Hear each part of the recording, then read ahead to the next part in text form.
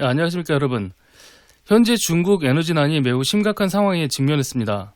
최근 중국은 호주로부터 석탄 수입을 금지하는 조치를 취했습니다. 그 결과로 현재 중국 대도시에는 심각한 전력난을 겪고 있습니다. 홍콩과 광저우, 저장성, 심지어 상하이와 베이징까지 대도시들은 모자라는 전력 때문에 전기 공급이 중단되었었고요. 이것 때문에 엘리베이터가 멈추고 심지어 휴대폰이 터지지 않는 초유의 사태가 벌어지기도 했습니다. 특히 휴대폰 기지국에 들어가는 전력은 일반 전기와는 다른 경로로 알고 있습니다. 만약 그렇다면 국가기관망의 전력 수급에도 문제가 생겼다고 볼 수 있겠습니다. 중국의 석탄 수입량의 37%를 호주에 의지하고 있었습니다.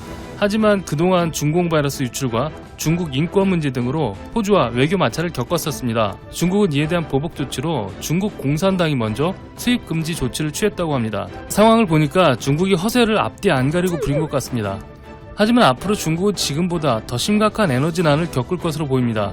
바로 중국의 양수기인 인도가 중국의 이런 약점을 알아차리고 중국이 이용하는 에너지 수급 라인인 말라카 해협과 남중국 해를 봉쇄하겠다는 작전을 준비하고 있기 때문입니다.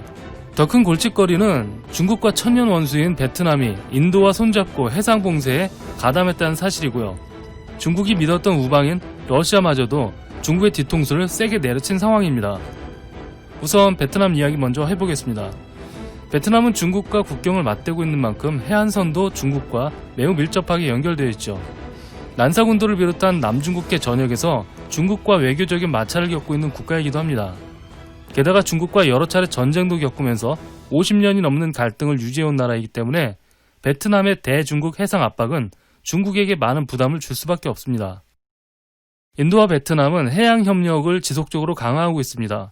인도 해군 함정 킬탄은 12월 26일부터 이틀간 남중국해에서 베트남 인민해군과 일종의 통행 연습을 벌였습니다.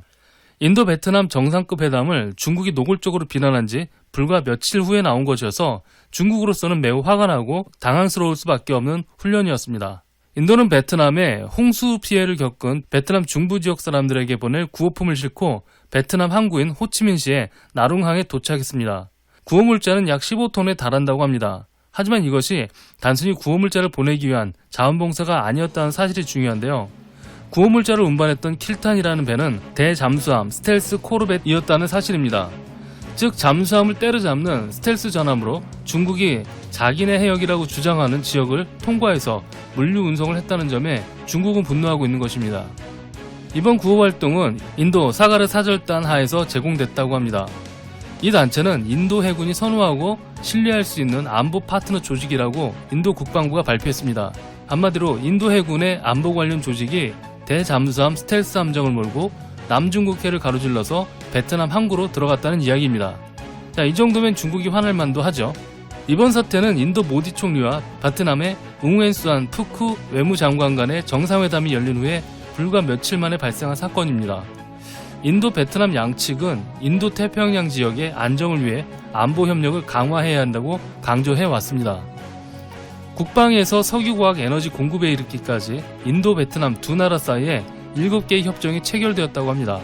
인도의 방산업체는 1억 달러 규모에 해당하는 12척의 고속 경비정 중 한 척을 베트남에게 인도했다고 발표했습니다. 보도에 따르면 이 배들은 중국에 대한 베트남 국경수비대의 해안경비 강화를 위한 것이라고 합니다. 히말라야 라다크에서 중국과 국경 분쟁을 벌이고 있는 인도는 인도 태평양의 안보를 위해 베트남에 대한 군사적 지원을 확대했고요. 중국 정부는 인도의 이 같은 조치를 미국과 협력하여 대중국 공세를 펴기 위한 연장선으로 보고 있습니다. 즉 남중국해와 말라카 해협에서 미국, 인도, 베트남 방어선이 만들어진다는 것입니다. 베트남은 인도로부터 군사장비 구매에 대해서 약 5억 달러의 신용을 가지고 있습니다. 즉 5억 달러어치의 외상 거래가 가능한 것입니다.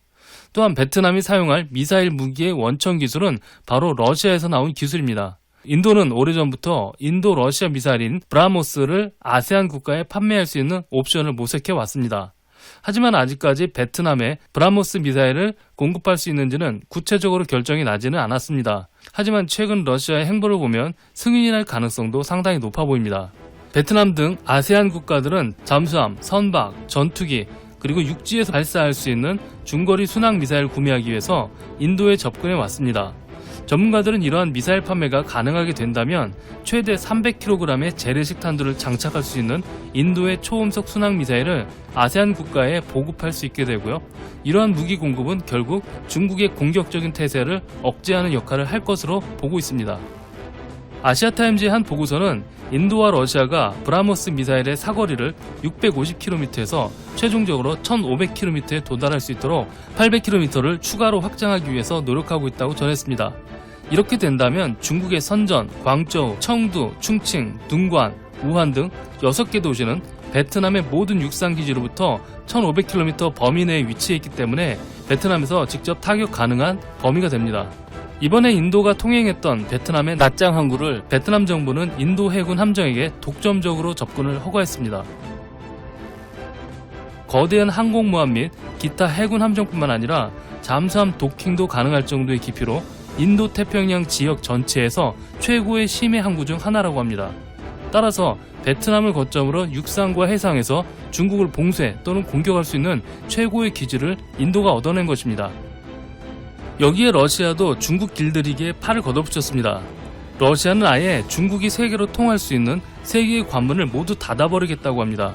세 개의 관문이란 첫째 말라카 해협, 둘째 중앙아시아를 거쳐 중동 석유와 유럽으로의 진출로, 그리고 셋째는 북극 항로입니다. 러시아는 중국이 자국의 영토에 대해서 음흉한 계획을 품고 있다는 것을 이미 알고 있습니다. 이런 가운데 중동의 에너지 수급을 위해서 그리고 유럽의 판로를 열기 위한 물류 유통의 통로로서 과거 구소련 연방국가였던 카자흐스탄이라든가 우즈베키스탄 등 중앙아시아에 접근하고 있는 것을 러시아가 매우 불쾌하고 생각하고 있었습니다.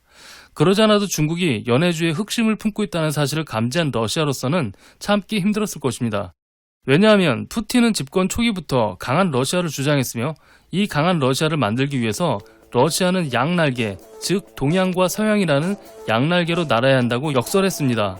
또 푸틴은 자국의 영토는 단 한 평이라도 타국가에 양도할 수 없다고 강력하게 못을 박은 상황이었는데 이 중국이라는 나라가 경제력이 러시아의 10배가 넘게 성장하면서 러시아의 영토마저 넘보고 있는 것을 알아차린 푸틴은 급기야 타도 중국 대열에 합류하게 되었고요. 심지어 안티차이나 연구에 재정을 지원하고 투자까지 하고 있다고 합니다. 따라서 러시아는 인도가 말라카 해협의 섬들에 대한 주권을 주장하면서 인도가 말라카 점령하는 것에 대해서 지지를 보내고 있으며 지난 9월에는 아예 러시아가 인도의 해상작전에 공동으로 참여하여 합동훈련을 치른 바 있습니다. 말라카 해협은 중국이 중동으로부터 에너지 수입을 하는 주된 통로로서 중국이 사용하는 기름의 80%에 해당하는 엄청난 양이 이동하는 경로인데 이곳을 인도가 우방국들과 힘을 합쳐 틀어 막아버리겠다는 작전입니다. 러시아 행보는 이뿐이 아닙니다. 지구온난화로 북극해가 녹아내리고 북극 항로가 개발되는 시점에서 이 항로에 중국을 제외시켜버리겠다고 합니다. 북극 항로를 중국에게 일정 지분 주게 된다면 중국의 땅 따먹기 전략은 더욱 가속화될 것을 우려한 것으로 보입니다. 이처럼 본격적으로 러시아가 행동에 나서게 된 계기는 만약 미국의 대통령이 바이든으로 결정이 난다면 중국의 확대 정책이 걷잡을 수 없이 전개될 것을 우려했기 때문인 것으로 생각이 됩니다. 이것은 미 대선 직후 푸틴 대통령의 입장 표명에서도 나타나는데요. 푸틴 대통령은 합법적으로 선출된 대통령이 아니라면 인정할 수 없다는 것이 러시아의 입장이라고 밝혔습니다. 마음속으로는 트럼프 대통령이 재선에 성공하기를 바라는 눈치입니다. 결국 중국의 봉쇄 작전은 1차적으로 에너지 수급을 방해하는 것이 될 것입니다. 그러지 않아도 호주산 석탄을 들여오지 못해서 에너지난을 겪는 중국이 인도와 러시아 그리고 베트남과 아세안 국가의 협력으로 조이기를 당한다면 중국이라는 나라는 전국에 불을 꺼야 할 것입니다. 이것은 중국이 직면한 식량난 그 이상으로 중국을 위협할 수 있는 작전이 되겠습니다. 하지만 중국은 점점 더 큰 문제에 봉착해 가고 있습니다. 중국의 압박을 가하는 나라는 지금까지 언급한 나라만 있는 것은 아니기 때문입니다. 무슨 이야기냐? 바로 영국을 포함한 유럽도 중국 조이기에 나서고 있습니다. 자, 이처럼 중국은 전 세계의 전방위 압박을 당하고 있습니다.